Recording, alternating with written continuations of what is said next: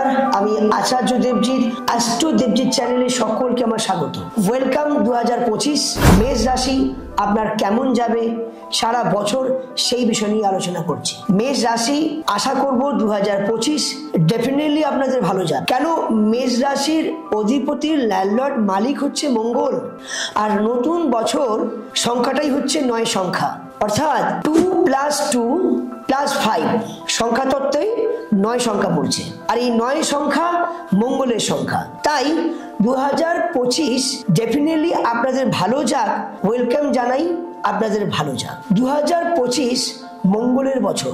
মেষ রাশির মঙ্গল ল্যান্ডলর্ড আপনাদের এই অবস্থাতে টানা জুন মাস পর্যন্ত মঙ্গল কর্কট রাশিতে নিচস্থ থাকবে। এটা সব থেকে বড় আমাদের মেষ রাশির বিষয় নিয়ে বড় দুঃখজনক, কারণ মেষ রাশির অধিপতি মালিক হয় মঙ্গল। এবার বলুন, সেই মঙ্গল যদি নিচস্থ অবস্থায় থাকে তাহলে মেষ রাশির কতটা ভালো হবে?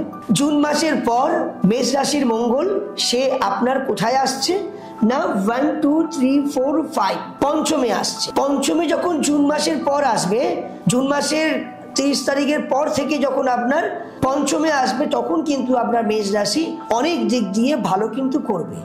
কিন্তু যেহেতু মঙ্গলের বছর, আপনারা একটু সতর্কভাবে থাকবেন। আমি আরো কিছু কথা বলছি।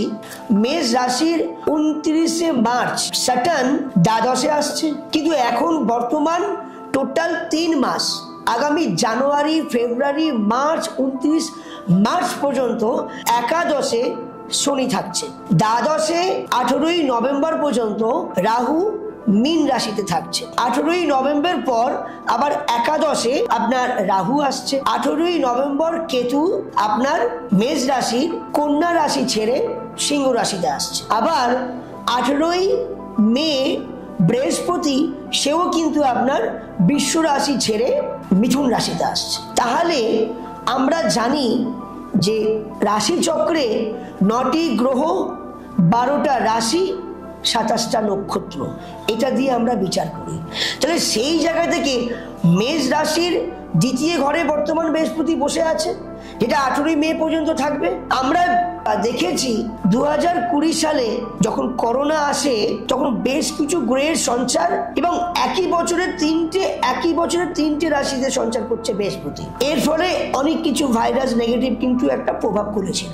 ঠিক তেমনি 2025 এই যে একই বছরে 3 বার সঞ্চার হচ্ছে, এটা কিন্তু আমার মনে হচ্ছে একটু নেগেটিভ জায়গায় দেখাচ্ছে। সুতরাং দেশে দশে এবং সাথে রাজনীতির জায়গায় ট্রেন জাতীয়, ভূমিকম্প, প্লেন দুর্ঘটনা, অ্যাক্সিডেন্ট, অনেক কিছু দামাদল কোনো সমস্যা ইঙ্গিত দেখাচ্ছে। এবং মেষ রাশির আগামী মার্চের পর কিন্তু আপনাদের মাথায় রাখতে হবে শনির 7.5 শুরু হতে চলেছে। এটা একটা কিন্তু বিরাট বড় চিন্তার ব্যাপার। কিন্তু যাদের জন্ম কুণ্ডলিতে মেষ রাশির মঙ্গল যে ল্যান্ডলর্ড যদি নিচস্থ অবস্থায় থাকে, রাহুর দৃষ্টির জায়গায় থাকে, শনির দৃষ্টির জায়গায় থাকে, আপনারা একটু সাবধানে থাকবেন। অ্যাক্সিডেন্ট, দুর্ঘটনা এরকম কিন্তু হবার যোগ দেখাচ্ছে।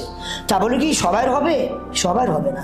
যাদের মেষ রাশির মঙ্গল উচ্চস্থ অবস্থায় আছে না, তাদের এত ভয়ের কোনো কারণ নেই। আমরা মেষ রাশির অধিপতির ল্যান্ডলর্ডকে নিয়ে বড় চিন্তিত, কারণ এই মঙ্গল আমাদের জমি কারক গ্রহ, এই মঙ্গল আমাদের বিবাহ, ম্যারেজ লাইফের কারক গ্রহ, মেডিকেল কারক গ্রহ।